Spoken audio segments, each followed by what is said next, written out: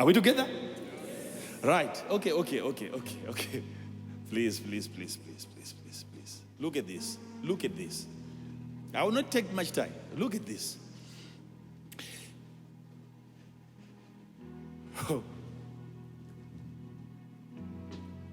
We have a man here walking with God, and it's confirmed. And he gave some prophecies about what we now have. Jude is saying, these men that you see now rising up and coming up and doing this and what they're doing. There was a prophet in the past by the name Enoch who prophesied about them, which means he's a true prophet. My problem now is when people begin to say the entire book of Enoch is rubbish.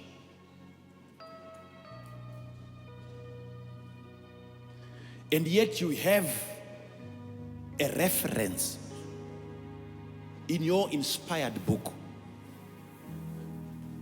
talking about a man who wrote a book that is not inspired. That's where I have a problem now with theologians.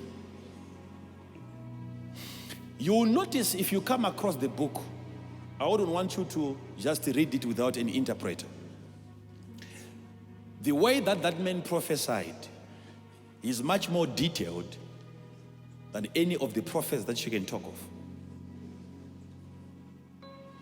Enoch was able to see even the flood that came during the time of Noah. And he gave it in form of prophecy. And he told the people, and his prophecy was accurate even up to the number of the people that were going to be saved. And he even gave a description of the ark that he saw in a vision.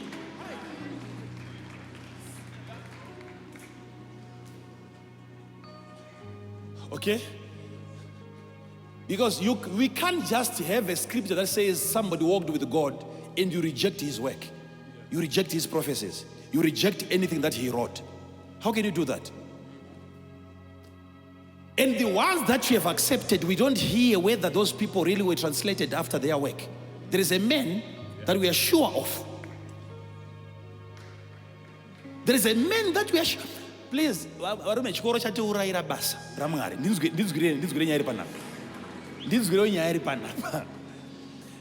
can you see that something terrible was done? It was deliberate. Some group of people didn't want us to have access to certain information. Yes. And some of these books that we're talking about, maybe they are now part of the Apocrypha. Maybe I talk about Apocrypha or book ya Enoch. Kuma buka asina kufemerwa. Akanyorwa nemunhu akafemerwa akafamba naMwari. Akanyangadika. Nekuona Mwari nekunyora zvinhu zvaari kuona kuna Mwari akanzi unoramba uchizonyora machapita akawanda uri kundifumura ndokubviswa nokuda kwezvaari kunzwa nezvaari kuona zvanga too detailed. Mwari akati iwe zvako too accurate ndokubviswa. Iye ane bhuku raasiya, munhu akadaro asiya bhuku moriti harina kufemerwa, roramba kupinda umo, raramba kupinda umo, but iye opinda achinzi akafamba naMwari, bhuku rake roramba umo. Ndopane nyaya yangu bedzipa.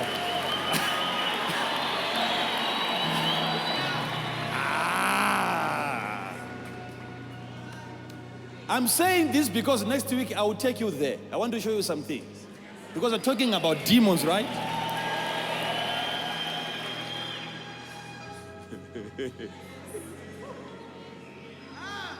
A man who walked with God, I don't have a problem. You see, let me conclude this part. We hear of the book of Joshua in the Bible.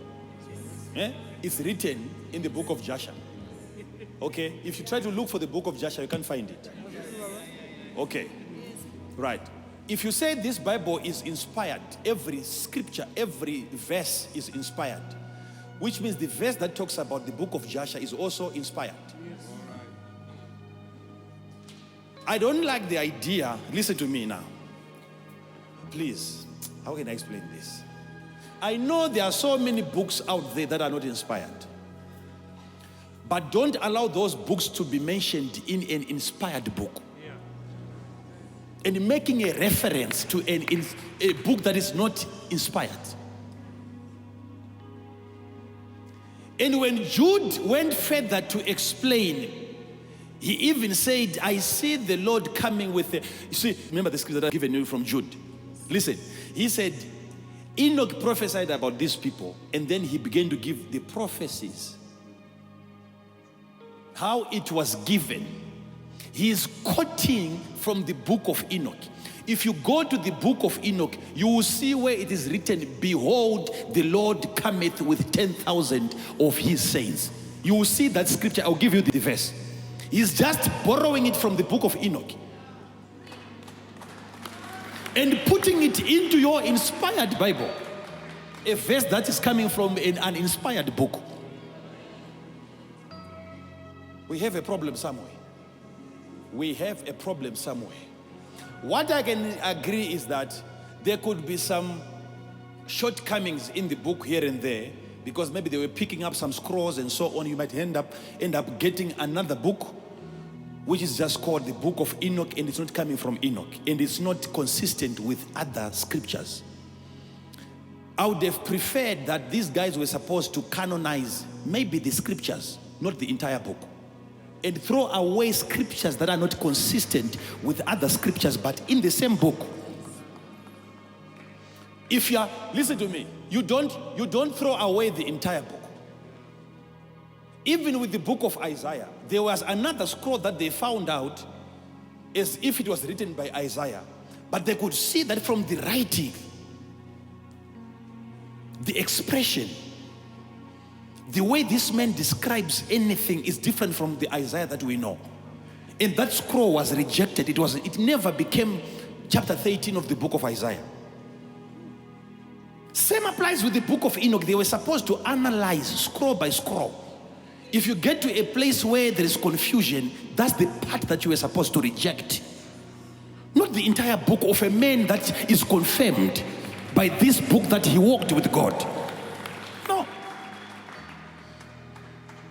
Are we together so far?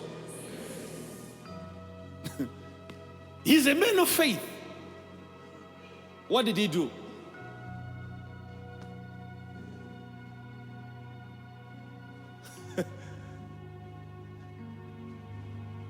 So this man, I'm telling you,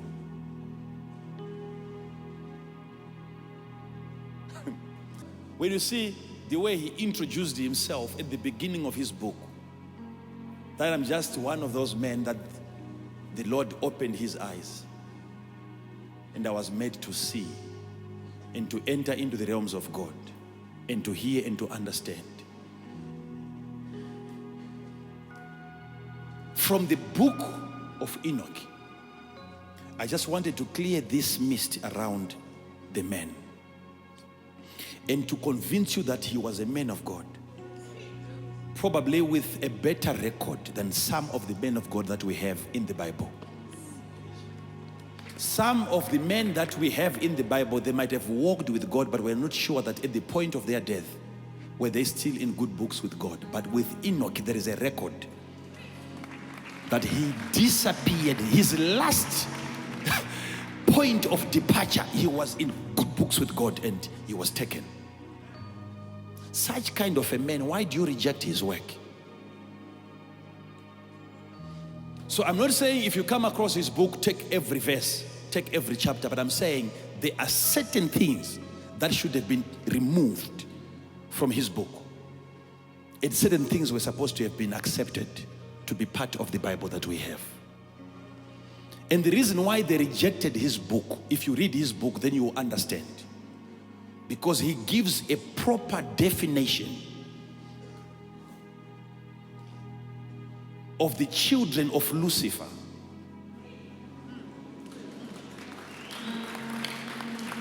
He describes what we now see during our time in detail. And some of the people that were canonizing the Bible were not comfortable with that kind of a description. It's too detailed. His prophetic ministry was able to really describe and to expose the activities of the devil. To a point that if you will get to chapter 6 of the book of Genesis, and we go to chapter 9 of the book of Genesis, and you will see the way he described the events there. Like from the book of Genesis, you only hear of the sons of God that came, and they had a relationship with the daughters of men, and giants were born, the Nephilims, right? But if you go to the book of Enoch, he will explain to you how it happened. Even on the day that the angels came down. And he gives you the number of the angels and their names.